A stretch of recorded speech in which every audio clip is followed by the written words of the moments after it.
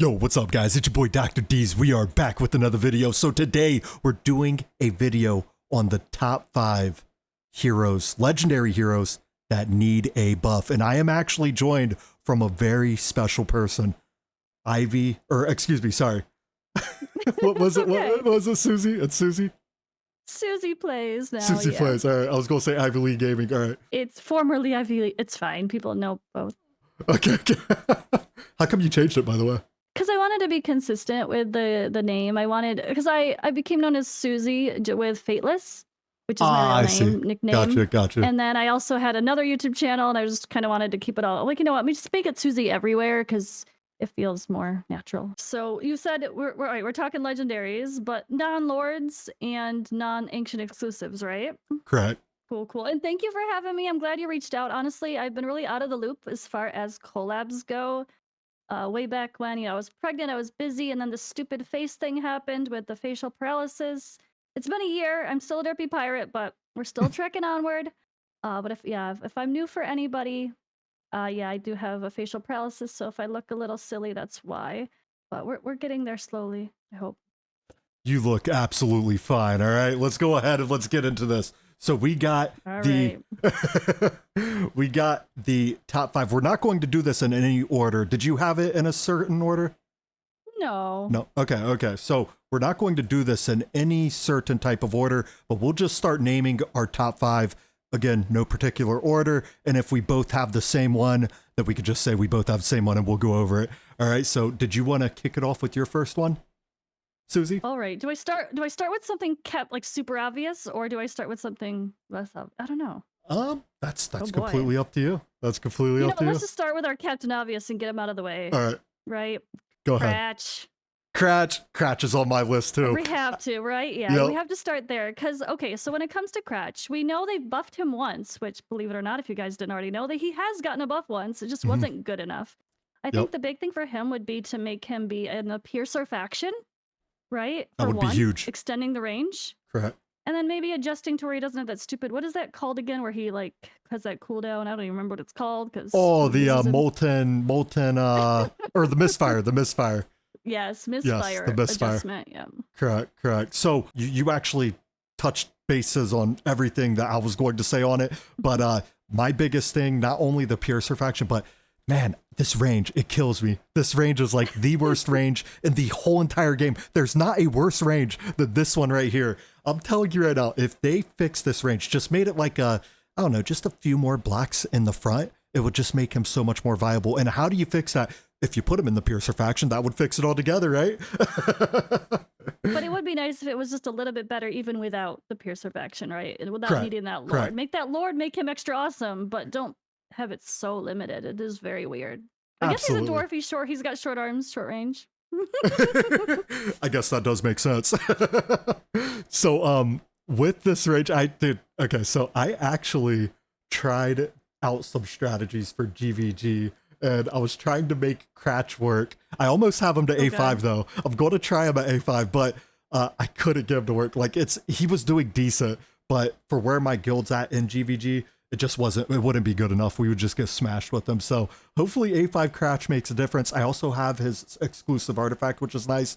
But yeah, he definitely needs a buff. I mean, anytime you make a video on someone that needs a buff, Crach is definitely going to be at the top of that list.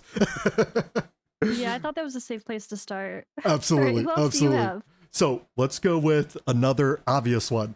It's going to be my girl Kria. Kria. Was she on your list too? No, but she should be. I always pick on her and her creepy lizard jiggle physics. Yeah. You know, with Kria, man. Oh, wait, I just said Kria. I want Kaneza. I'm tired. I need more coffee. No worries. I was like, hang on, lizard. I actually love Kria. I don't think she needs a buff. You don't think she needs a buff? I'll explain, but you explain why you think she does first. Okay. So I think she needs a buff because her damage is, it's just not there. Like I've tried so many different strategies. And also one thing that if they made this A1 better, so like the attack interval of Stormcrow is reduced by 1 second, and there is a 25% chance of inflicting anti-healing when attacking. If they made it like I don't know, 75% made it to where it was more That's reliable. fair. It's not, this A1 is not reliable. You can't really use her as an anti-heal. If you're going to use her as an anti-heal, you're going to need to come with some very big booty clappers. You're going to need to do a massive amount of damage in order for this to work. So I really don't like that A1. When I first seen it, I was like, I got excited. I was like, oh wow, anti-healing. Then I read 25%. I was like, so I tested it out because I did get her to A1 and I was like, let me test her out. Let's see how good it is. It's like non-existent. You definitely want to go with like Artemis, Lasir, someone that actually has anti-healing that actually works. And her damage is, you know, compared to other mages, me personally, I feel like her damage just isn't there's better mages. There's better mages. Like I personally, shoot, if we're talking about epics, I personally would rather go with Iona because not only is Iona bringing a massive amount of damage, but she's also doing really good crowd controls. So sorry, my brain went Kaneza at first. I'm tired. No worries. But Kria, I actually like her in the sense, I think Fastidious said the same things in a collab, I think with you actually. The really? reasons I like her, she is someone you would build with more pure attack because of her storm crows, maybe not worry about the crit rate and whatnot. And it does make her simple to build. It makes her easy to build early on. And I see her storm crows kind of the same way of Idril for an early game account. I played her for a very hot minute when I tried to use my Forerunner server account that I never built.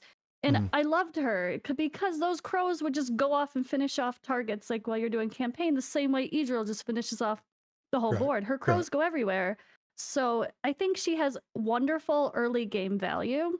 She's obviously just going to fall off later on, but I think if I pulled Kria as my first character, I would still 6-star her and use her in the same way I would use Idril or someone else. Idril would still be in the team, let's be honest, but those crows really come in handy early. And maybe she's not end game viable, but I think she's really good for progression. So I agree with what you said. You know, everything you said, she's great for early game, right? But then again, you pull almost any legendary, you even pull Crach, he's going to do amazing things for you in the early game. So, but I wouldn't use him though. You actually, Crach did amazing things for me because he was one of the first Legos that I pulled when I first started playing this game. Once upon a time, I know. And then I built him out, and everyone was like, "Oh, he's not good. He's one of the worst." And I was like, "Wait, what?" I just wasted all my resources on him. So, you know, with I mean, I agree with everything you said. The Storm Crows are legit, but I'm thinking of, you know, more towards mid game, end game. So I guess, you know, we're keeping her viable. Yeah, keeping her viable. The anti-heal, I think, would be a fair answer to make that. And to your point, Fastidious did bring up that at A5, when you get Kria to A5, he did mention that this bad boy right here makes her very viable for Guild Wars. I have never seen someone use her in Guild Wars, but he said there was some insane strategy with it. So I guess A5 Kria does bring value to that. But I still feel like, you know, if they just made it to where her A1, like at least 50%, make this anti-heals a little better. You know, that to me would give her like a fat buff and make it to where she's a lot more viable, especially for stages like Gear Raid 1, Gear Dungeon 1, stuff where you actually need the anti-heals, right? Yeah, I agree. That does make sense. I agree. I can agree with that. Well, thank you for agreeing. So I had to be honest. We got to try to be a little bit objective. Not everyone needs to be perfect, right? At the end of the day, not everybody needs to be the best. Absolutely.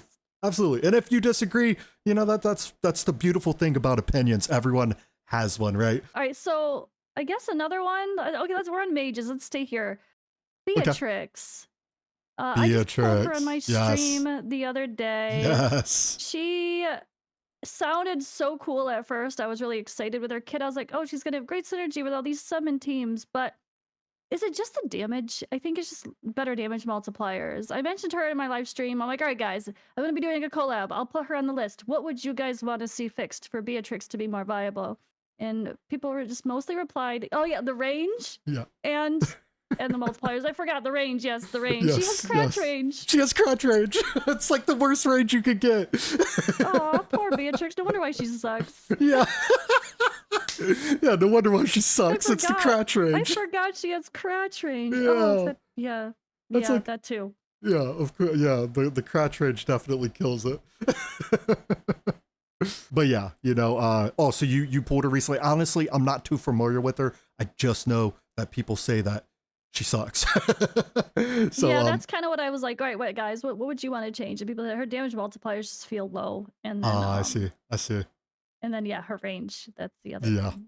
Yeah, that's the thing. When they first came out with her, well, her damage, to your point, her damage is very low from what people was telling me, because people told me that as well. The people that pulled her, one guy actually skilled her all the way just to test her out, and he told me, yeah, her damage is absolutely terrible. So the damage multiplier, of course, but the thing that kills me with her, and right when I pulled her, I was like, I will not touch her, mainly because she's got the crotch range. Does her awakenings even extend the range? I don't think so. Let's check. I Nothing don't there. remember them extending the range. Like, why do they not extend? Yeah, Yep, no, they don't. Her cost goes down 3 at 8-4. I did not have her on my list, but she is a very, very good candidate that needs a buff for sure. So this hero right here, when I first started playing this game, I was like, oh man, I need to get this chick. She looks amazing. Like the cutscene, the hero itself, everything I was like, wow, they did a good job with this chick right here. And I'm talking about Calypso. Man, oh man, did I really love this design right here. And even like, take a look at this cutscene. She comes out the tunnel. It's like, oh my goodness. Oh, okay, we got a little mermaid action, Medusa action. She comes out with her big bow, and she just looks like, you know, she looks pretty cool, right? So when I first started playing this, I really wanted Calypso. When I finally got her, it would be an understatement to say I was disappointed. Like her damage, I mean, yeah, you want to work on attack speed. She could shoot faster, whatever. This is an auto, but the damage isn't there. Like when we're talking about marksmen, there's a lot of epic marksmen that are better than Calypso. Like Calypso's just, she can do good when we're like in the early game, right? But I didn't pull her in the early game. It took me a while to get her. And I was already in the mid game, and I was just really disappointed when I got her. So, you know, with Calypso, I just feel like if they made it, I just made it to where she would deal a little bit more damage. That would definitely help. I think for me, Calypso is worthy of the list, but she has potential. The problem is she's been power crept. Like early, I think the opposite. She's not okay early on. She's terrible early on. She's great end game when you get her A5, and maybe now if you get her new exclusive artifact fully leveled up as well, that might help a lot. She does have that exclusive artifact that we had the event for. But with Awaken 5 Calypso, I remember her being the thing you wanted if you were going to do a Piercer team for Guild Boss. But there's so many options now for Guild Boss, Drake's Chasm, that you just don't even need that anymore. Like, she's just not needed. That was before Hex came out, before a lot of people came out. I see. So back before Hex, she was endgame viable, 100%. She was one of the things you'd want, honestly.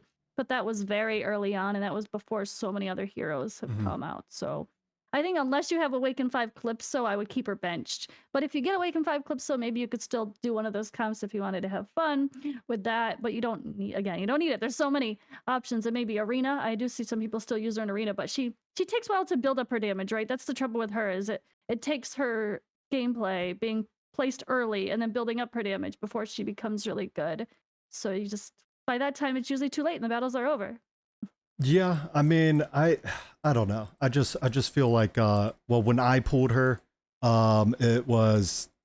she just wasn't like, I had better marksmen. I don't know. Yeah. I've never really felt like her damage was enough for me, especially because she's supposed to be single target, and you know, A5. I mean, being realistic, who's going to get her to A5, right? Not for a while. Yeah, not for a while, right? I still don't have her to A5. By the time you do, you don't need her. That's the problem. Exactly. By the time you get her A5, you don't need her anymore. Correct.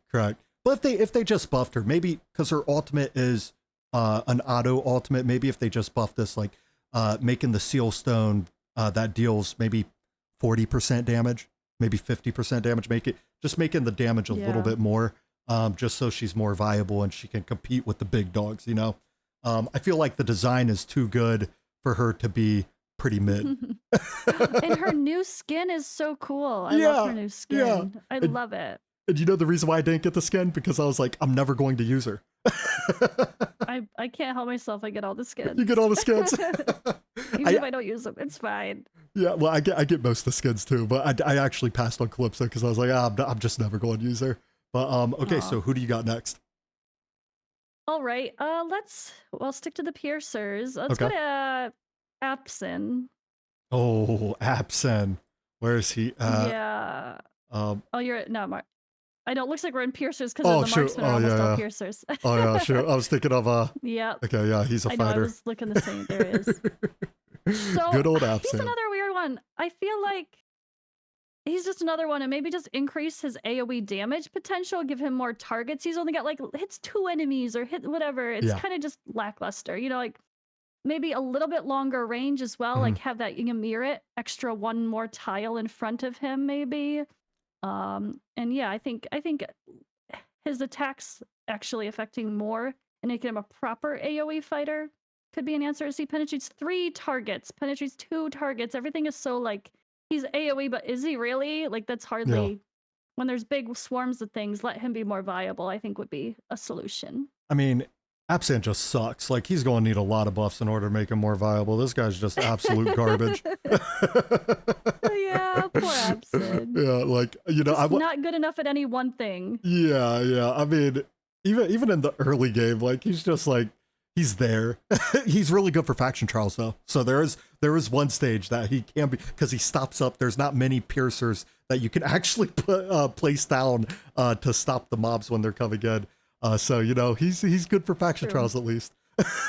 And Gear Raid 3, you could have him as the tank in the front if you build him without damage. It's kind of the one to soak stuff up, but it's still like by that point, there's so many other fighters you could use as a tanker. Literally, that would maybe he's fill just that role. So he's just doo doo. So okay, so Apsan was not on my list, but I was kind of wanting to switch it up. I didn't want to do all the worst heroes, and I've never really. Like I've always tried to make Crach work. I've never tried to make Apsan work because, well, maybe the first week when I was playing, right? The first week I was playing, I was like, or the first week after I got him, I was like placing him down, trying different things. But I was like, oh, this guy just sucks. Till this day, I'm still trying to figure out strategies with my boy Crach. I will make it work one day. I actually did a Gear Dungeon 2 Stage 7 guide, and I used Crach for that top side instead of Hatsu. And he actually did a decent job. Stage 8 was a different story though. But okay, so my next one that I have is going to be okay, we got my boy over here. Where's he at? Hang on, where's the mages? Okay, did you have Zelus on your list? Yes, I did. Oh, you did. He looks so cool. Why is he not? Yeah. He looks so amazing. He does. Like, bro, I'm telling you right now, when I first off, this guy costs 25. That's the first thing. Like, that's terrible. It's ridiculous. When you're thinking 25 costs, you're thinking, oh my God, this guy's going to clap some cheeks for me. This guy's going to be amazing. But then you lay him down and it's like, what the heck is this? His ultimate is really cool though. I really like his ultimate. Like you click on this bad boy, boom, it comes out, it hits everybody, but the damage is non-existent. Right? Yeah, it's definitely either a lack of damage or they half wanted to make him an anti-heal hero too with that terrible artifact that also could be better. It's like just again not good enough. I think he either needs to hit harder or give him anti-heal properly. Yeah. I completely agree. And take that cost down. There's no reason an underwhelming hero like this that looks this cool should cost 25. Like, come on, bro. Like, you know, I don't know what they was doing when they made this guy. And then right here, one of the cool things about his kit, though, is that he does do vulnerability magic damage. But it's still not enough. Like, you know, he's doing a little bit of vulnerability magic damage. But then we come over here. It's a low version, and he's a legendary. It should be the bigger version, at least. Correct. And, you know, make that the big version. Maybe make his ultimate hit a little harder. So I was actually looking at this earlier today. And I'm like, you know, this is where his ultimate kind of sucks.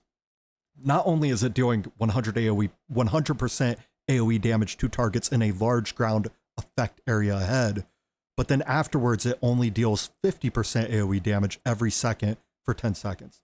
Like, how about we make this 100% and make, I don't know, the original like the first hit, making it like 150 or 200%, then it'll be like, oh, okay, I might be able to use him for that cost, 25. It might be worth it. We lay him down. He's also doing the small version, but still doing vulnerability for the magic damage. That would be a huge buff in my eyes. What did you have in mind? Yeah, I think with that ultimate, this would be the place to maybe add anti-heal, even on an Awakening 1 or something. Because, I mean, look at it visually, like, okay, they're trapped in this thing, they can't get out, they Yep. can't be healed, they're stuck or something. It would, I think, like, visually it even makes sense. Correct. But Correct. I think, or if they, again, the exclusive artifacts, that was an old one. He was like one of the first exclusive artifacts, right? Correct. The Zelus's manuscript. Yeah. That could, if that just was a real anti-heal artifact, like if it gave him the full ability like everyone else properly, it's not enough. Or even make it to where when he pops this ultimate, it starts slowing the enemies down. You know? Yeah, that's true. A proper slow. Yeah, because that would make sense too. Again, they're like going through this weird trench of whatever. They're stuck. They're slowing down there, or they're controlled. I give it something. You actually just gave me that idea when you said it looks like they're stuck. I was like, oh, slows. Oh yeah. Slow. Yeah, there you go. Why not? There you go. And then it would synergize well with the Lord Morrigan.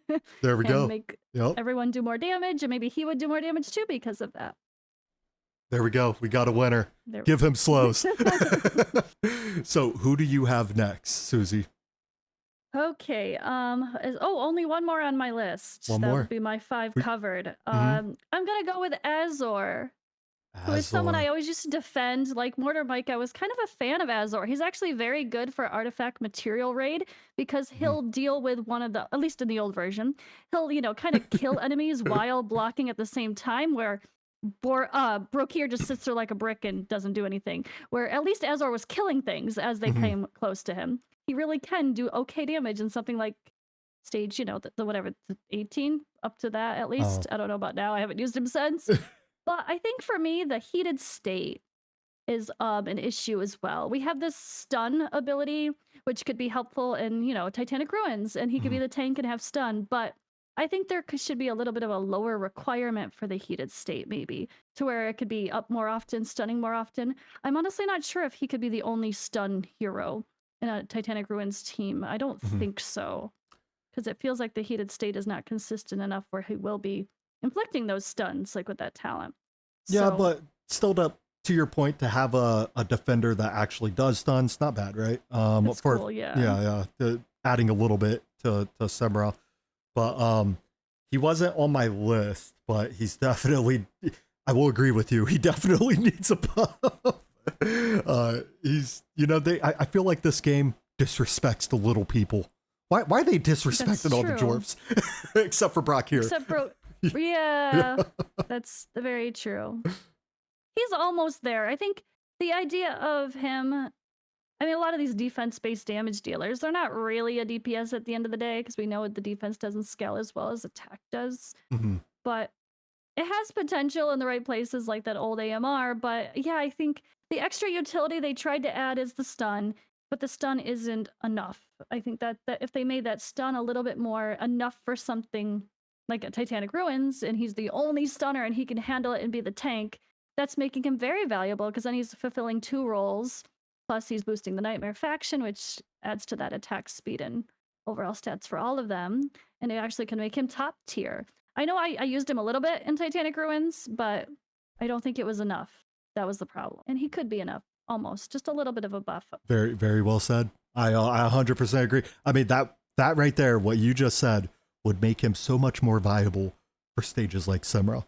And especially for the players that don't really have all the heroes, like we have most of the heroes right now where we're at in the game, right? But there's a lot of players that they don't have a lot of heroes, and they don't have someone like Helga or Carnelian or, someone that can handle the stunts. Carnelian can just keep you alive to where you don't need the stunts, but then you got Helga. There's certain heroes, and I feel like Azhor is pretty easy to pull. If they did add that would make him a lot better, make him a lot more viable. People actually get excited to pull my man Azhor. So the last one that I have on my list is a guy that I locked in on my 3 to play. On my 3 to play, I locked this man in, and I'll tell you what, this guy Kai, he is an absolute booty clapping machine. You want to talk about damage? This guy does damage when you're in the early game. But the problem is he kind of falls off. I mean, he got a buff. Before the buff, he was kind of, you know, he wouldn't be viable at all. But then they did give him a buff and made him a lot more viable, made it to where his damage is a lot better. And I was actually impressed. I was like, oh, this guy's actually doing amazing things. But then I try him on my main account and I'm like, okay, yeah, he just falls off. It's not there. I think the one thing that would really help him, first off, you could give him more damage. I mean, giving him more damage would definitely help. But the one thing that would definitely make him a lot better is, hang on, where's it at? Shoot, hang on. An enemy. Where the, oh, sorry, it's in the talent. So he places one of these worm snares, right? And not only is it doing damage, but it basically gives them immobilized. He basically traps them, right? But it takes him, it's every 15 seconds, you know, and he's just placing one down and it lasts 30 seconds on the ground. How about make it to where he places more of these down and he at least places one down right when you drop him down instead of waiting 15 seconds. So like I was trying to do stages for Gear Raid 3 on a takeover and I was trying to use Kai, but he couldn't place the trap down in time. And it just made it to where like if you can't handle the right side, if you place him down early enough, he'll stop that mob coming through if you can't do enough damage, and he can actually go ahead and clear him out with his ultimate.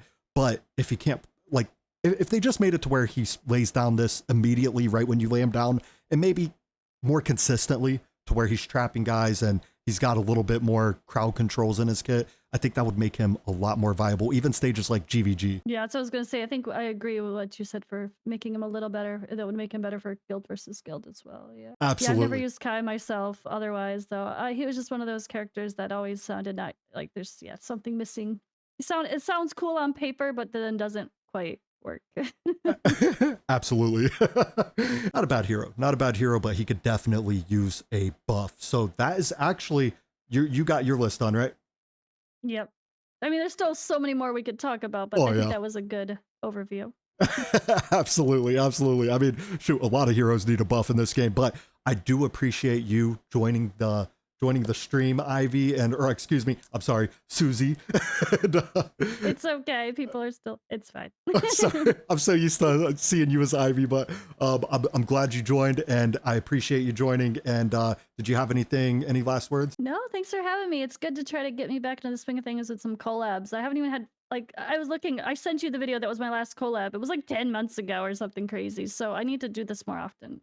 Well, I'm glad I was your first one for 2025. But on that note, that's all we got for tonight's video. You guys have a great rest of your night, and thank you for making it to the end.